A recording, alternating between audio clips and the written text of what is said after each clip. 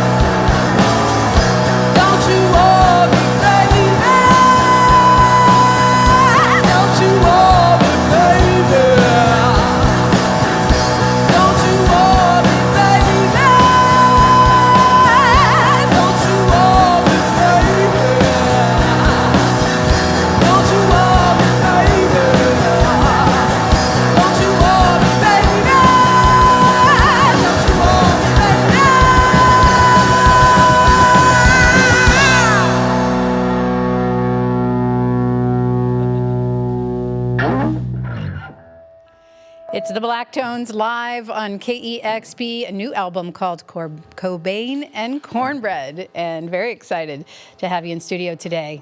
Want to do another? Let's do it. Keep it going.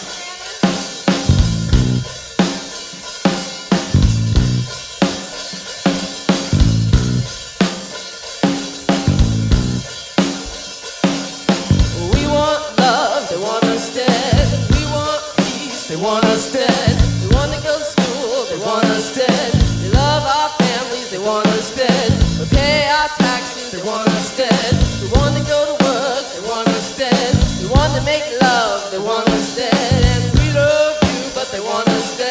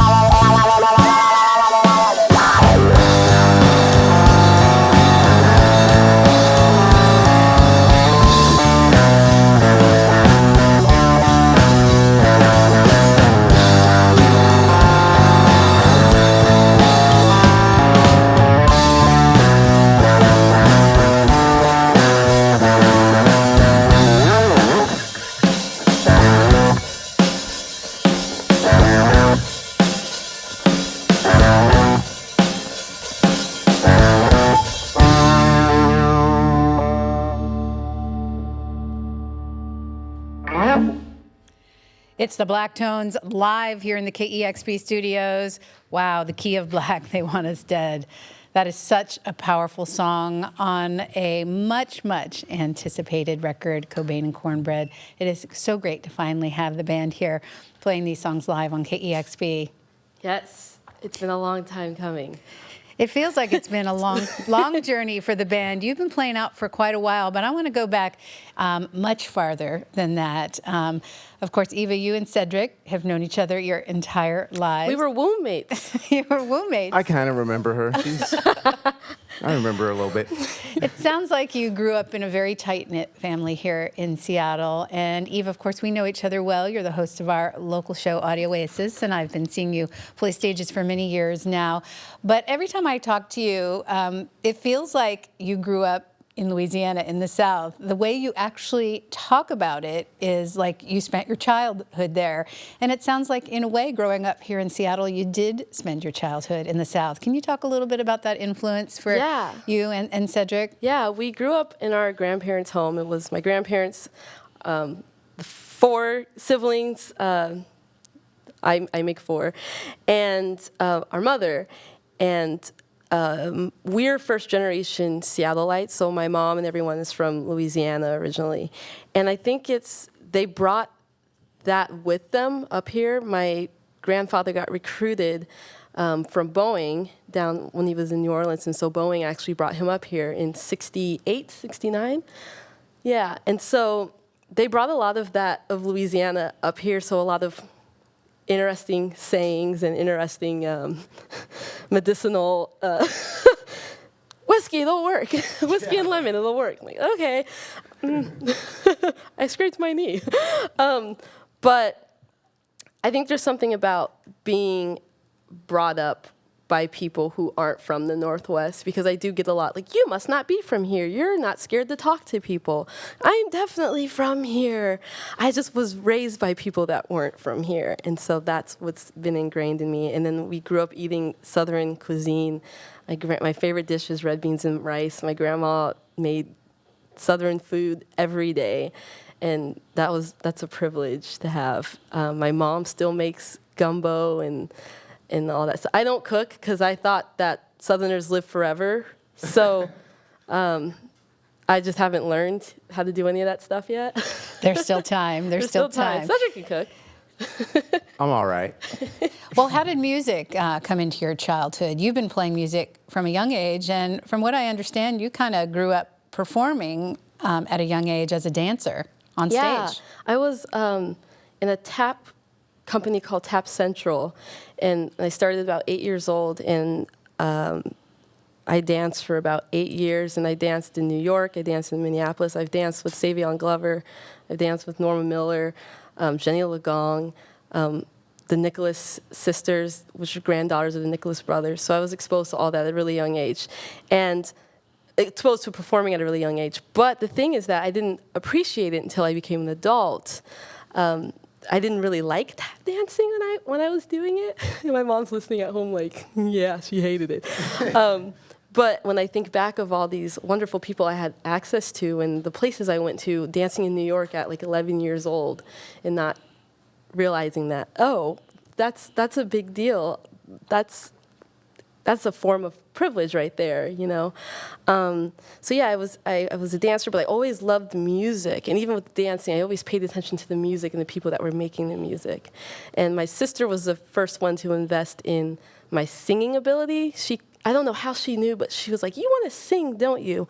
I'm like, "Yeah." And so she'd have me sing Erykah Badu's song "On and On," and Selena. She introduced me to Selena. She would put on records in my grandparents' house, like the Fifth Dimension. I learned the Declaration of Independence from listening to a Fifth Dimension record. There was always music in our house, so our family, they're all lovers of music. There aren't a lot of musicians in our family, but they're all lovers of music, so we were always around it. And being from New Orleans, them being from New Orleans, of course. So jazz definitely was in the house. My grandfather's favorite song is Take 5 from Dave Brubeck. And it's become one of our favorite songs.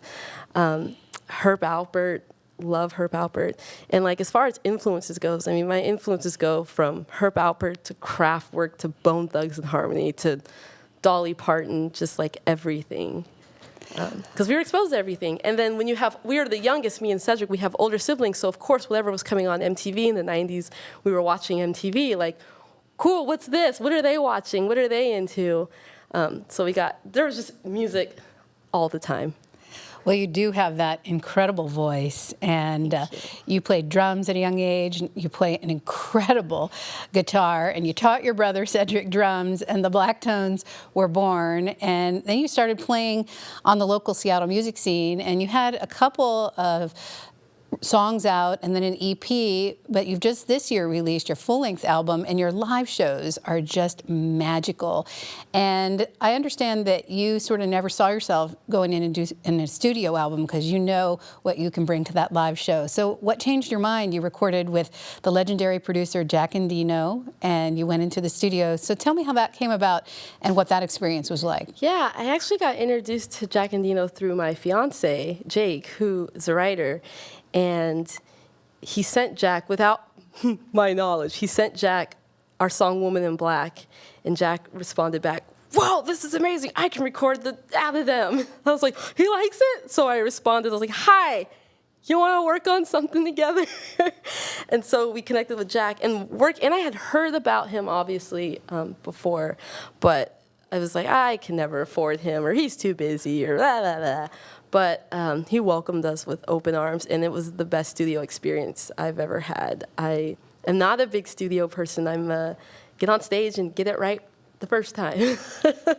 But he made the experience so well, and he gives you room to experiment. And I think that's the thing I got out of recording with him, is that it allowed me to experiment more and just trust myself. And he's really good at bringing that out with people. And Jack's the kind of person where we all know his history, we all know who he's worked with, but he's into who he's currently working with as the project is happening. He is so invested in what he's doing in the moment.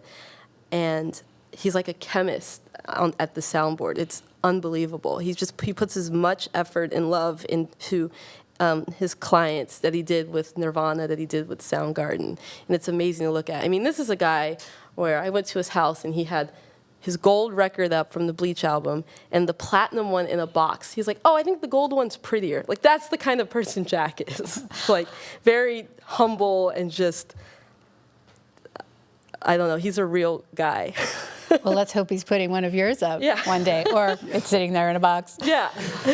You have been playing on the local music scene for a while, and of course, as the host of KEXP's local music show, Audio Oasis, you really have your finger kind of on the pulse of the music scene. And what has that felt like for you? Because you started playing small shows, and over the years, you're playing big festivals now. You opened for Death Cab for Cutie at the Paramount Theater. So you've really seen a range of the music scene through your growth as an artist. And people always want to know, Seattle, of course, is known for music, and one of the most asked questions I get just as a DJ is, what do you think of the Seattle music scene? And you, of course, as a musician and the host of a local music show, are very well situated to answer that. I feel like it's very vibrant and eclectic. And what's your take on that and what it's like to be a musician here? It's very vibrant. There's a lot of talent here. And one of the great things about doing Audio Oasis is discovering that talent that's either underrepresented or maybe they're just too scared to do it and they need some encouragement. But it's been really awesome discovering new acts. And we've played thousands of shows over the years that there's so many bands that we've heard of that we're like, wow, this band could be on the radio, or this band could be on the radio. And so I can bring that to Audio Oasis with the shows that we do. Because what I love about what John Richards said was, he goes, we want you to be active. We want you to stay with what you're doing with the Black Tones. It's great, and you're really involved, and we want that in a host. Of course, your show's on the Saturday Evo, but we can always get a sub. Like, it's very, like, it's encouraging, because most jobs you think, like, oh, no, I have to, like, do this later or put it to the side or whatever, but this place is like, no, keep bringing that stuff back. And recently, we just added Montana to our list of Northwest states, because we played a show in Montana and saw a handful of bands that were amazing. And I emailed John and Morgan, can we add Montana to the Northwest, please? They're like, go for it. Awesome. So now we have Montana. I get to play songs from bands in that state. And so it's just awesome to be able to do that and display all these wonderful artists that I think are great and that I hope everyone else enjoys. And I'm a big fan of the Golden Record that Carl Sagan facilitated and sent out to space on Voyager 1 and 2. And anything that I do, I want, especially with Audio Oasis, I want the show to be as diverse as the Golden Record. Of course, I can only cover the Northwest, but I want to have Audio Oasis to be like the Golden Record of the Northwest. Very nicely put. You know, when you mentioned that Golden Record, it reminds me what a self-professed sci-fi nerd you are, and that comes out in your song. But your song Ghetto Spaceship, which you started with. But you have a lot of diversity. There's a lot. Your music is so fun and visceral to listen to. It really makes you want to move. It makes you want to smile. But there's some very serious themes in your music. Tell me a little bit about what the songs are about. Yeah, The Key of Black is about the violence toward Black Americans from hate groups that are infiltrating the police department. And so it was a response to that. The shootings that were happening, the unarmed American citizens that were being murdered and justice not being served. I mean, this affects my brother, this affects me, this affects Brandon, this affects my family, people that look like us. But it doesn't just stop with us. It affects anyone who's considered a minority or considered, or not a white cisgendered person, you know. And with The Key of Black, there's a lot to say about the issues going on, but I figured I would just let the guitar kind of cry, and the only words would be the call and response, because I can talk about it, and we've been talking about it, but I kind of want people to feel it, and so I just let the guitar sing the verses in that song, and we do the chorus, which is just, we want this, they want us dead. And it's really powerful. The first time we performed that song, I had my mom and my sister come on stage and sing it, and it's like, look, my mom's singing they want us dead, because this affects her too. This isn't just like a young people problem. This isn't, you know, this is a national problem. This is an all ages problem. This is an all race problem, an all creed problem. So I think it was powerful to have my mom upstairs singing like, they want us dead, they want us dead. It's like, that's my mother. I don't want her singing that, but it's just as relevant to her as it is Cedric or me or Brandon or anyone else. It's interesting. I never thought about you using the guitar as crying in that song. I heard that song many, many times before I thought about how few lyrics were actually in it, just the call and response. I felt like it was full of lyrics, and I guess that's the guitar there. Yeah, I'm a big fan of silent films, and so I like when, it's really cool when you can express something without without speaking. Well, you express so much emotion through your music. It's so great to have the Black Tones here in the studio at KEXP. You have a ton of shows coming up, a busy summer ahead. Sunday, June 23rd, you're going to be at the Fremont Fair. You're playing this year's Capitol Hill Block Party in July, and also the Brody Nation Music Festival. That's on July 18 through 20.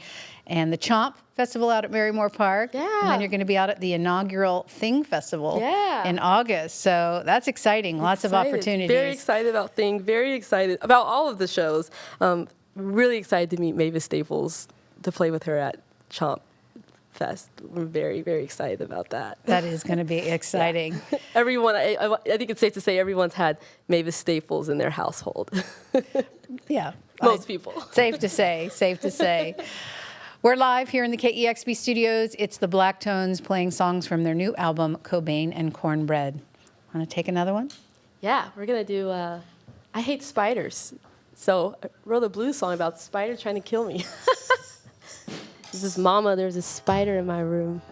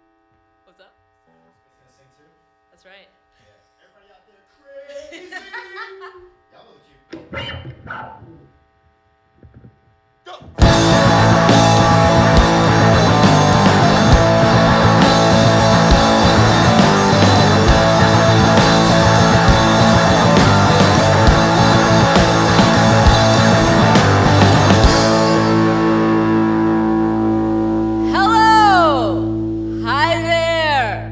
They call me Mr. Pink, and I'm so crazy.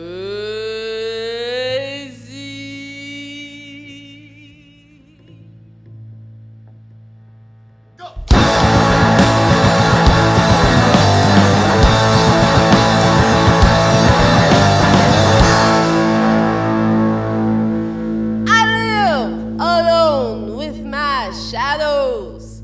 Sometimes they laugh and point and call me crazy.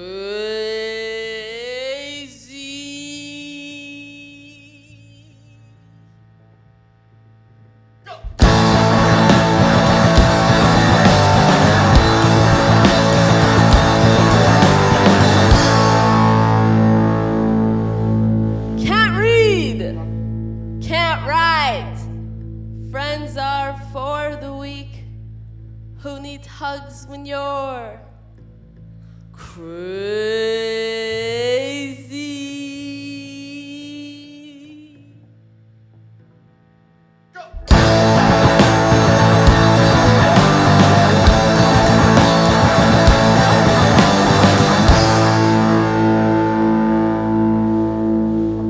Lights on! Lights off! Lights on and back off. Lights on, this is crazy.